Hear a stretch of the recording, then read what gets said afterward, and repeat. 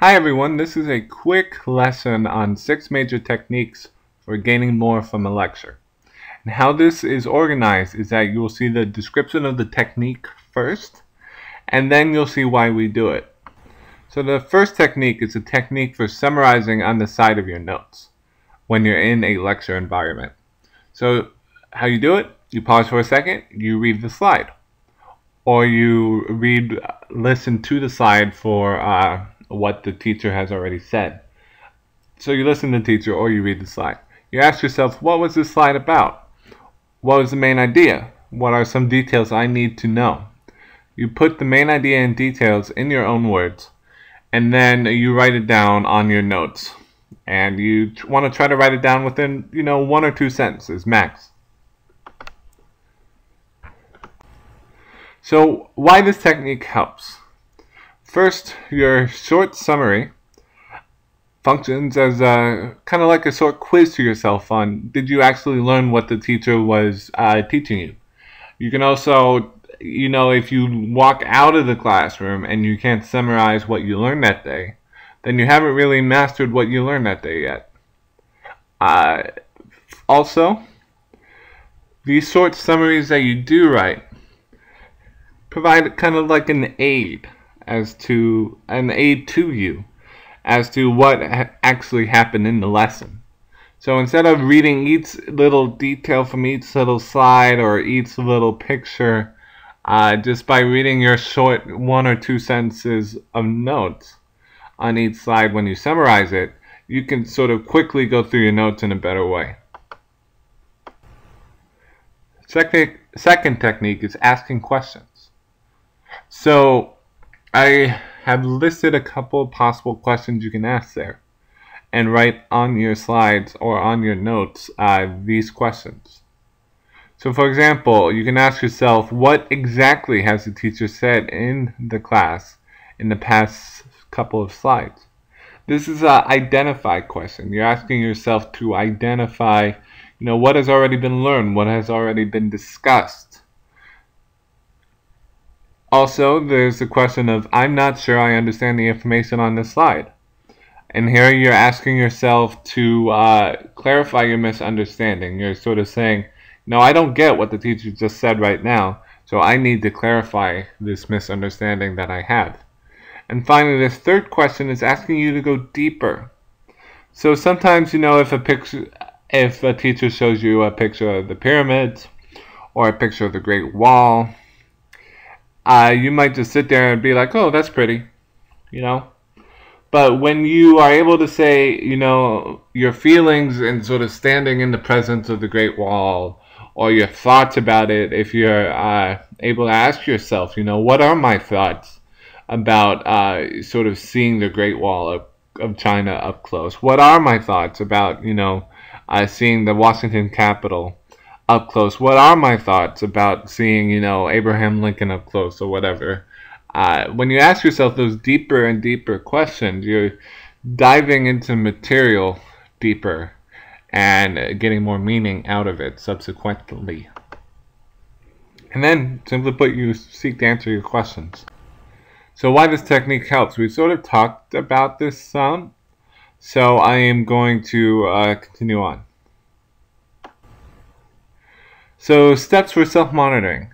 This step kind of just says, for each part of your notes or for each part of your slides, either during the lesson, during the lecture, or when the lecture is done, write either from a scale on 1 to 5, how comfortable you feel with, you can think of it this way. How comfortable do you feel if you were to be given a test the next class on this material? How comfortable do you feel answering questions on that slide? Or how comfortable do I feel in understanding the material that the teacher just said? You're sort of rating yourself on, how well do I get it? How well do I get what the teacher just said? Or how uncomfortable do I still feel? And then once you know those, it gives you a little cue as to, what do I need to practice more? But it also gives you a little clue as into, what do I not get and need clarification from the teacher? And so you don't want to be like this guy, obviously, who has 5 different Fitbits on each arm. So why this helps? Simply put, clues you into what you need to practice, and clues you into how much understanding you actually, gained from being in class. And if you haven't gained understanding according to your numbers, what you need to actually sort of seek the teacher on to, get real good. So this is another technique, steps for drawing pictures. And basically what this technique is asking you to do is to summarize the information that the teacher has presented in a new way. And by doing it in a new way, it's asking you to do it in a picture way. So take what was in the notes, what was in the slides, what the teacher has presented, and take that meaning, what it is, the details, that type of thing, and sort of reorganize it in a new way, in a picture, instead of text. Why this helps, it's a way for you to test the mastery of what you've already learned. So if you can't sort of diagram or summarize in a picture form what the teacher has already said, it may indicate that you haven't really mastered the lesson yet. Maybe you were asleep or something like that. Also, just the mere act of doing it is practice. It's a further way of you to sort of ingrain the knowledge in your head, to put it deeper in your head, because you are practicing it and you're triggering different parts of your brain to sort of learn it. You're not just going through text anymore, you're going through the visual sort of processing parts of your brain as well in order to remember this information. You don't have to be like Picasso here on the left. You can be as simple as stick figure, let's call him stick figure Jerry on the right. Another strategy is called the title strategy. And what you do is before class, you locate the part of each slide that is the title. So, for example, this slide here, the title is Steps for Title Strategy.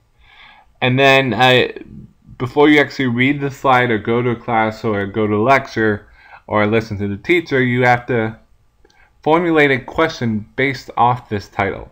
So for example, for this slide, Steps for Title Strategy, you might ask yourself and write down on your notes to ask yourself, what are the steps for the title strategy?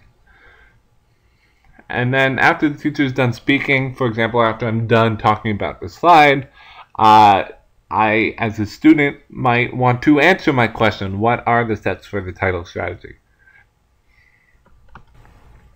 So why this helps? It clues you into the main idea of the slide, because titles are sort of larger summaries, larger categories that frame what was actually in the paragraph or in the slide or in the part of the lecture.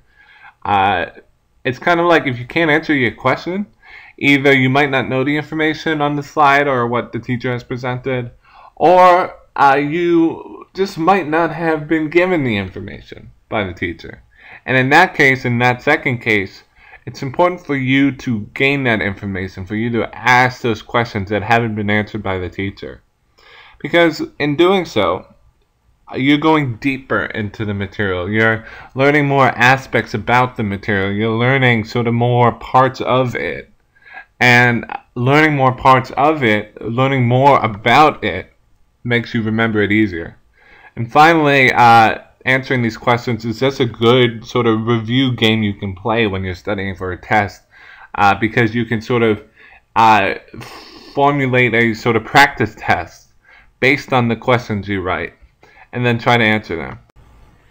And the final step is organization step. And what I'm asking you to do in general is before class, sort of look at the slides in advance and pretend like you're in lecture, you're reading the slides, and do some of the steps we've talked about. So do all those steps in advance. And what this does, in a way, it saves you time. You're not doing these steps while the teacher is talking and not realizing that the teacher needs to give you time to do these steps. But you're doing these in advance so that you can actually sort of sit there and say, I've read the slides in advance. I know the information. I'm here for the purpose of trying to make sure that I understand it completely. Instead of, oh, I don't know anything, so I have to write it all down, whatever the teacher says. And then when you're done with this process, ask yourself, if the teacher were to reorganize these slides in a better way for me, how would they do it? And then you answer that question and you try to reorganize your notes in that manner. So why this helps?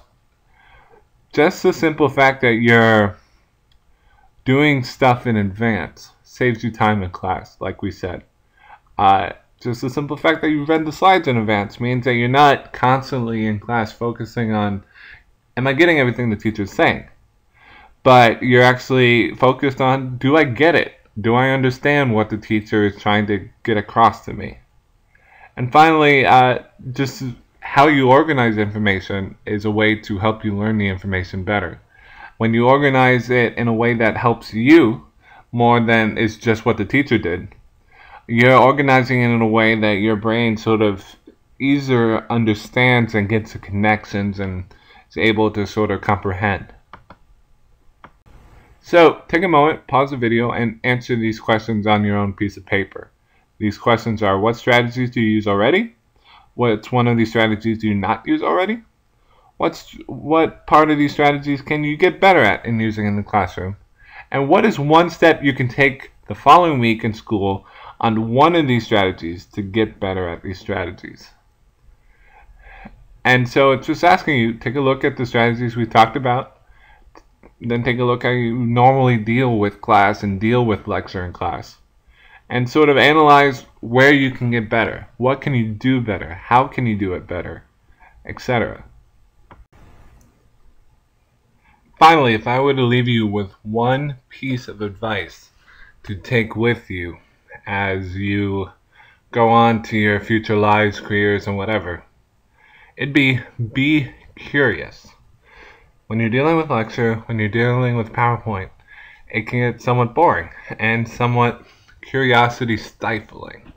But there's deeper aspects to pretty much anything anybody would ever discuss to you through a lecture or PowerPoint or anything like that. You can always go deeper. You can always ask more questions. You can always sort of explore more different angles of what is in each slide or PowerPoint. And it's a proven fact that when you do that, when you go deeper into the information and explore sort of deeper and more aspects of presented information, you actually remember it better. And you actually have to spend less time studying it because you're gaining more context to help you understand the information presented to you better. So if you were to leave with one thing from this, one lesson, it would be come to class with curiosity.